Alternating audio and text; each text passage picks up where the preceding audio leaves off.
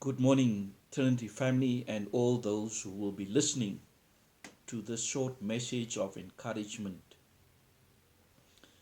I have an icon here this morning depicting those who are heavy burdened coming to Jesus. Just for a moment, have a look.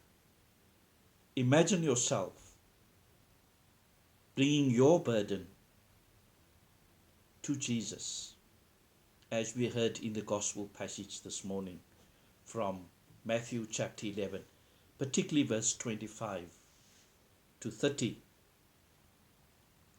Yesterday we marked 100 days in lockdown. The figures are staggering. Close to 188,000 people have been infected. 3,026 deaths. Yesterday in Gauteng, we are close to 60,000 infections. Yesterday, the infection rate was over 10,000 new infections. And in Gauteng, over 5,000 new infections. It's alarming that each of us have known somebody being positive. We have experienced and heard of somebody who have died. We know of those in isolation. And all these brings about feelings of grief, of fear, of loneliness. The lockdown has been hard on many people.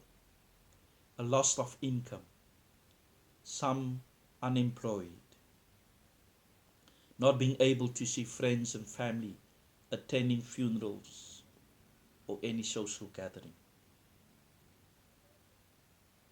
In today's gospel, we hear these beautiful words of Jesus,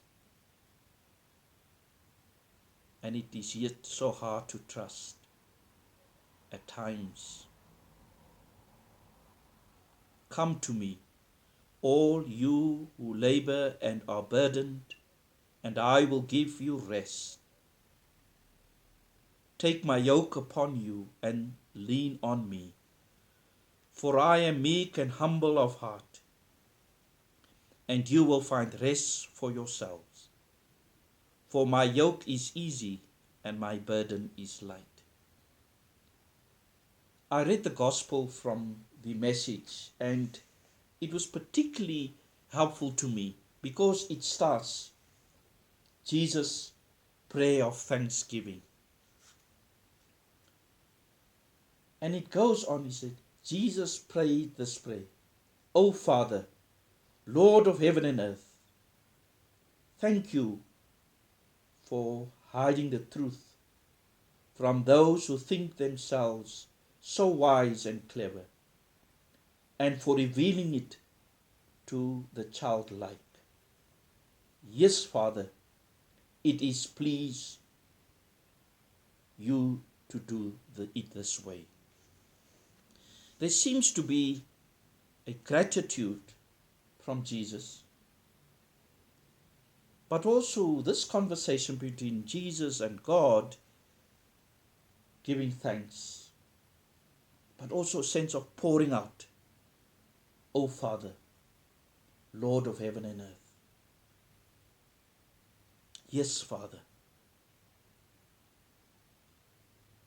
And so we see this intimacy developing, and it's there.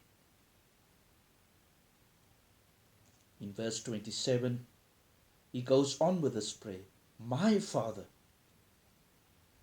And here he says, he was given the authority over everything. And who he reveals himself to, and who he develops that intimate relationship with. And then that assurance again in verse 28 following. He said, come to me, all who are weary and carry heavy burdens, and I will give you rest. Take my yoke upon you. Let me teach you, because I'm humble and gentle, and you will find rest for your souls. For my yoke fits perfectly, and the burden I give is light. There's an invitation to come in conversation, to come and experience that intimacy and assurance. What a great comfort we can hold on to these promises. There is a place to go to when death or loss or suffering, whatever burden descends upon us. Jesus says his yoke is easy. But here Jesus gone through torture and death himself. He says, the approach he offers for us this morning may be that labor and burdens are not meant to be erased from our lives, not erased or thrown away, but instead are meant to be pathways to a solid ground far underneath our troubles, into a quiet grounding that is real stillness and rest.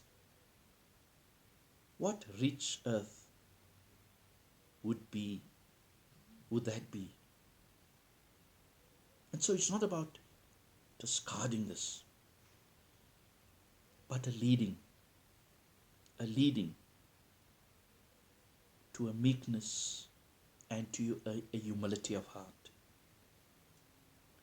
In the desert, Jesus told the devil when he needed food, man does not live by bread alone, but by every word that proceeds from the mouth of God. Maybe the only real good in life are those rooted in the love that is God, and in the meekness and humility in the life of Jesus.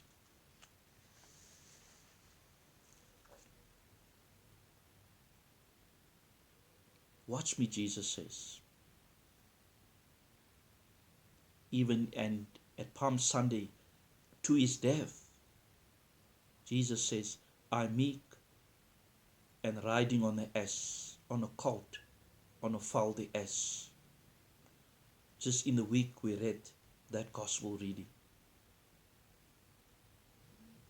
Jesus invites us to watch him on the sad height of Calvary and see. He said, I have to let go all of my belongings, beloved, reputation, everything. One thing remains. In it is find rest. In the midst of sorrow, we are called to rest in God. We are called to rest in God. I want to conclude with these words that I read this week from Anna Marie. She writes, come, Holy Spirit, into the tiredness of endless days, into the fears as cases rise, into the agony of helplessness and impossible decisions. Fill us with perseverance and courage, with energy to run the marathon we did not know we have entered. Fill us with hope, even as we struggle to read the news, even as we grieve the loss of precious time with family, and little ones grow up too fast, learn to speak, while we are apart. On those days when we cannot sense you close, when nothing makes sense, when struggle seems relentless, breathe your Spirit on me, on us. May you once again hold on to these words. Come to me, all of you who are weary and carry heavy burdens, and I will give you rest. Amen.